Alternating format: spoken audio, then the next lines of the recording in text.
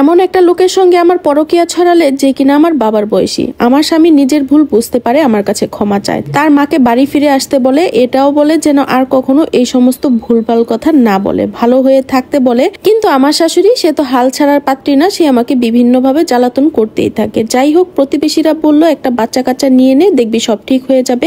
তা আমি আমার হাজবেন্ডকে বললাম বিয়ের 2.5 বছর চলতেছে, এখন আমরা একটা বাচ্চা নিয়ে ফেলি চলো। কিন্তু সে বলতেছে এখন যদি বাচ্চা কাচ্চা নেই একটা বাড়তি খরচ আমি চালাতে পারবো না, আগে একটা ভালো জব পেয়ে নিই তারপর বাচ্চা নেব। আমি আমার হাজবেন্ডকে না জানিয়ে বাচ্চা নেওয়ার চেষ্টা করে যাচ্ছিলাম। আমি কোনো পদ্ধতি গ্রহণ করতাম না, এমনকি কোনো প্রকারের ওষুধ এনে দিলে সেটাও খেতাম না। কিছুদিনের মধ্যে আমি কনসিভ করি, খবরটা আমার হাজবেন্ডকে বলি, সে একদমই খুশি হয়নি। কথাটা শোনার পর সে বলল আমি তো বলছিলাম আমাকে না জানিয়ে এই কাজটা কেন করলা, রীতিমতো আমার সাথে ঝগড়া করছে। আমি নিষেধ করার পরেও তুমি বাচ্চা নিলা। কথাটা আমার শাশুড়ি শুনে ফেলে, রীতিমতো পাড়ার মাঝে ঢুল পিটায়। আমি অন্যের বাচ্চা গর্ভে ধারণ করছি, অবৈধ সন্তান, হাবিজাবি অনেক কথা বলে। আমার স্বামীর কানে কথাটা গেলে আমার স্বামী বলে এই ধরনের কথা তুমি ছড়াবে না, নিষেধ করে দেয়। কিন্তু আমার শাশুড়ি তো কোনোভাবেই শুনলো না, পুরো পাড়া সে এভাবে রটিয়ে বেড়ালো। আমি অন্যের বাচ্চা গর্ভে ধারণ করছি, নষ্ট মেয়ে, এখনো বাসা থেকে বের হয়ে যাচ্ছি না। আমার শাশুড়ির সঙ্গে সেই মানুষগুলোই মিশতো যাদের মন মানসিকতা আমার শাশুড়ির মতোই জঘন্য ছিল। আমার শাশুড়ি আমার জোর জবরদস্তি করে বাসা থেকে বের করে দেয়। আমার স্বামীকে ফোন করে যোগাযোগ করার আমার কাছে কোনো মাধ্যম ছিল না। বাড়ি থেকে বের হয়ে সরাসরি আমি চেয়ারম্যান সাহেবের কাছে জানাই ব্যাপারটা। সে আমাকে বলে তুমি অপেক্ষা করো, আমি তোমার স্বামীকে খবর পাঠাচ্ছি, তোমার শাশুড়িকেও বলছি আসার জন্য। কিন্তু আমার শাশুড়ি আসে না। আমার স্বামীকে ফোন দিলে আমার স্বামী ফোনটা রিসিভ করে না। কিছুক্ষণ পর রিসিভ করলে সে বলে আমি নাকি বাসা থেকে নিজ ইচ্ছায় বের হয়ে গেছি,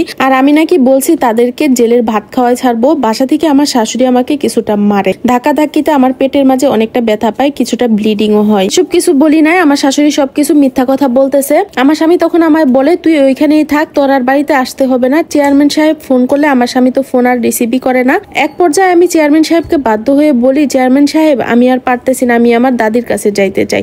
তখন সে নিজ দায়িত্বে আমাকে দাদির কাছে পৌঁছে দেয়। আমার দাদি আমাকে বলে তোর এই অবস্থা কেন। আমি দাদিকে সবকিছু খুলে বলি। দাদি বলে ওই পুরুষের সংসার তো কেয়ার করতে হবে না, তুই ছেড়ে দে, তুই তোর মতো একটা চাকরি খুঁজে নে, তারপরে নিজে রোজগার করে নিজের মতো থাক, এই বাচ্চাটা নষ্ট করে ফেল, এই বাচ্চাটা রাখতে হবে না। আমি এত বড় একটা পাপ কাজ করতে চাইতেছিলাম না। এমন অনেক মানুষ আছে যারা নাকি বাচ্চা চেয়েও পায় না, আর এদিকে আল্লাহ আমাকে এত বড় নিয়ামত দিছে যেটা নাকি আমি নষ্ট করতে চাই না। আমি আমার দাদিরে বলি দাদি আমার একটু ডাক্তারের কাছে নিয়ে যাও, আমার অনেক বেশি সমস্যা হইতেছে। আমার দাদি আমার স্বামীরে ফোন দেয়, বলে তুই কেমন মানুষ রে, এতদিন আমার নাতনির উপর অত্যাচার করছস ঠিক আছে, কিন্তু এখন বাচ্চা পেটে এখন কেমনি অত্যাচার করলি, তোর মা আমার নাতনির কি অবস্থা করছে একবার দেখ, আমার বাড়ি আয় তুই। কিন্তু আমার স্বামী দাদি বাড়িতে আসে না, বলে ডাক্তারের কাছে নিয়ে যান, আমি সেখানে আসতেছি। আমার দাদি আমাকে ডাক্তারের কাছে নিয়ে যায়, ডাক্তার দেখে কিছু টেস্ট দেয়, ওষুধ লিখে দেয়, আর বলে যদি বাচ্চাটা রাখতে চান তাহলে বেড রেস্টে থাকতে হবে। আমার স্বামী আমাকে বাড়ি যেতে বলে তার সাথে, সে তার মাকে ঠিক মানিয়ে নিবে। আমি যেতে চাইছিলাম না, তারপরও একটা প্রকার জোর করে আমাকে নিয়ে যায় বাড়িতে।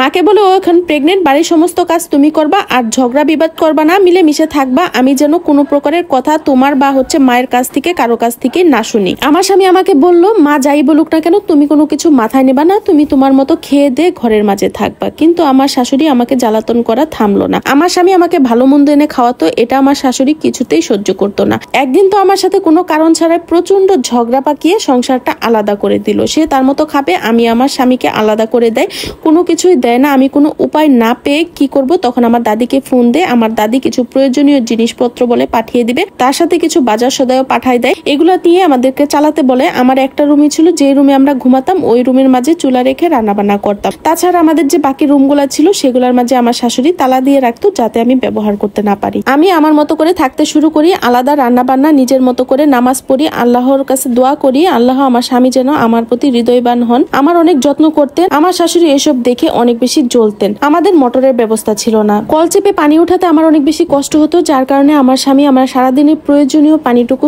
তুলে দিয়ে যেত, আর সেটা আমার শাশুড়ি ষড়যন্ত্র করে ফেলে দিত। টয়লেটের মাঝে তেল ঢেলে রাখতো যাতে করে আমি স্লিপ খেয়ে পড়ে যাই। অনেকভাবে আমার বাচ্চার ক্ষতি করার চেষ্টা করতো। আল্লাহ সহায় ছিল বলে আমাকে কোনো ক্ষতি করতে পারেনি, কিন্তু প্রায় সময় সে আমাকে মারতে আসতো, যার জন্য আমি রুমের দরজা বন্ধ করে ভিতরে বসে থাকতাম। স্বামীকে বলি এবার আমাকে ফোন কিনে দাও, আমার কখন কিনা কি হয় আমি তোমাকে খবর দিতেও পারবো না। সে আমাকে একটা ফোন কিনে দেয় আর বলে যে কোনো সমস্যা হলে আমাকে সঙ্গে সঙ্গে ফোন দিবা। কিছুদিনের ভেতরে আমার স্বামী ছোটখাটো একটা জব পায়। আমরা তো ভীষণ খুশি, কারণ আমাদের অনাগত সন্তান আসার আগে সে জবটা পাইছে, তার ভাগ্যটাও অনেক ভালো ছিল। আমার স্বামী আমার প্রতি আরো যত্নশীল হয়। 9টি মাস পার হয়ে গেল, আমার ডেলিভারির টাইম হয়, আমার ডেলিভারি করানো হয়। নর্মাল ডেলিভারি হয় না, সিজারের মাধ্যমে ডেলিভারি করা হয়, আমার শাশুড়ি আমার ননদকে আমার সাথে পাঠালো, বলল ভাইয়ের বউর সঙ্গে যা, না গেলে প্রতিবেশীরা খারাপ বলবে। আমি আমার শাশুড়িকে আমার সাথে করে নিতে চাইছিলাম না, কারণ আমার পুরো প্রেগনেন্সির টাইমে উনি আমাকে বিভিন্ন ধরনের অভিশাপ দিত, বলতো আমার প্রতিবন্ধী বাচ্চা হবে, বাচ্চা জন্মের পরে মরা হবে, এ ধরনের অনেক ধরনের কথা বলতো, যার কারণে আমি তাকে সাথে নিতে চাইছিলাম না। যাই হোক, এক পর্যায়ে আমার দাদি, আমার ফুপি এরা সবাই হসপিটালে আসে। আমি একটা কন্যা সন্তান জন্ম দিয়ে আল্লাহর দরবারে কৃতজ্ঞ প্রকাশ করলাম যে আমার একটা কন্যা সন্তান হয়েছে। আমার বাচ্চাকে প্রথম নিয়ে তার দাদির কোলে দিল। আমার শাশুড়ি কিছুতেই খুশি হতে পারলো না, উল্টো মেয়ে পয়দা করছে, শুধু খরচ আর খরচ, নিজে এখন পর্যন্ত বাপের বাড়ি থেকে কিছু আনতে পারলো না, হাবিজাবি অনেক ধরনের কথা শুরু করলো, অলক্ষী এইটা সেইটা। তখন আমার স্বামী বলল, আমার মেয়ে আমি বুঝবো, তোমার মাথা ব্যথার কোনো কারণ নাই। হসপিটালে আমাকে 5 দিন থাকতে হলো। সেখানে আমার শাশুড়ি তার জ্বর আসছে এরকম ধরনের অনেক অভিনয় করতো, মাথা ঘুরে পড়ে যায়। তো আমি বললাম তোমার মাকে তুমি বাসায় দিয়ে আসো। আমার স্বামী কথা শুনলো না, বললো একেবারে বাসায় চলে যাবো আমরা। আমার দাদি আর ফুপি আমার বাচ্চা আর আমার দেখাশোনা করলো। আমরা যে কয়দিন ক্লিনিকে ছিলাম ওই কয়দিন আমার চাচি বাসা থেকে খাবার রান্না করে পাঠাতো। হসপিটালে 5 দিন থাকার পর আমার দাদি বললো আমার নাতনিকে আমি সঙ্গী করে নিয়ে যাব, 3-4 মাস পর শ্বশুর বাড়ি পাঠাবো। আমার স্বামী বললো দরকার নাই, আমার মা আছে দেখাশোনা করবে, আমি আমার মেয়েকে প্রথম বাড়িতে নিয়ে যেতে চাই, আর কোথাও যেতে দেব না। তো আমার তো আর কোনো কথাই থাকলো না, সেখানে কোনোভাবে দাদির বাড়ি যেতে দিল না। আমার শ্বশুর বাড়িতে চলে আসলাম। সেখানে আসার পর আমার শাশুড়ির মুখ যেন বন্ধই হয় না। আমার শাশুড়ি আমাকে সারাক্ষণ গালিগালাজ করতো। যাই হোক, আমি তো অতিষ্ঠ হয়ে গেছি। এদিকে কষ্টে দিন পার করতে শুরু করলাম। শাশুড়ি আমার মেয়েকে কুলে নিত না, সিজার করে আসছি, আমার মেয়েকে কুলে নিয়ে রাখতে ভীষণ কষ্ট হতো। মেয়েও সারাক্ষণ কান্না করতো, রাতে খুব একটা ঘুম আসতো না, সারা রাত জ্বালাতন করতো, সারা রাত তাকে নিয়ে বসে থাকতে হতো। মেয়ের বাবা মেয়েকে নিতে পারতো না, যেহেতু ছোট ছিল তাই খুব ভয় পেত নিতে। এদিকে আমাকে নিয়ে সারা রাত বসে থাকতে হতো। শুধুমাত্র আমার শাশুড়ি আমাকে 3 বেলা রান্না করে সামান্য একটু খাবার দিত, এইটুকুই ছিল তার সাহায্য। আমি তো কোনো রকম খাবার খেয়ে দিন পার করতেছিলাম। আমাকে আলাদা করে রান্না করে খাওয়াতে বলছে ডাক্তার, কিন্তু আমার শাশুড়ি সেটা তো করতো না, উল্টা খাবারের মাঝে অনেক পরিমাণ ঝাল দিয়ে রাখতো। সেগুলা খাওয়ার পর আমারও সমস্যা হতো। অন্যদিকে আমার মেয়ে টয়লেট করতে গেলে অনেক বেশি কান্নাকাটি করতো। যখন আমি বুঝতে পারলাম তখন আমার স্বামীকে বললাম তোমার মাকে বলো আমাকে একটু আলাদা করে খাবার রান্না করে দিতে। আমার স্বামী আলাদা রান্না করার কথা বলে আমার শাশুড়ি তো ঝগড়া পাকিয়ে দেয়, আমি কারো চাকরানি না, আমি কারোর জন্য খাবার রান্না করতে পারবো না। যাই হোক, আমি আর কথা বাড়ালাম না। আমার স্বামীকে বললাম থাক, আলাদা রান্না করতে হবে না, যা আছে তাই আমি খাবো। এর মাঝে আমি একদিন টয়লেটের মাঝে গেলাম, বাচ্চা ঘুম থেকে উঠে ভীষণ কান্না করতেছিল। আমি টয়লেট থেকে শুনতে পাচ্ছিলাম, বের হতে পারতেছিলাম না। আমার শাশুড়ি বাসাতেই ছিল, কিন্তু এর মাঝে সে একটাবার বাচ্চাকে কুলে তুলে নিল না। আমি টয়লেট থেকে বের হয়ে আমার শাশুড়িকে বললাম এত জোরে কান্না করতেছে, একটু কি কুলে নেওয়া যাচ্ছিল না? আমার শাশুড়ি আমারে বলতেছে পাপের সন্তান, আমি হাত দিয়ে ধরলেও আমার পাপ হবে, এইটা সেটা অনেক ধরনের কথা বলতেছিল। এই কথা শুনে আমার আর সহ্য হলো না। আমি বললাম এটা আমার পাপের সন্তান না, খারাপ সন্তান না, আমি বাচ্চা জন্ম দিছি, আমি কোনো খারাপ মেয়ে না।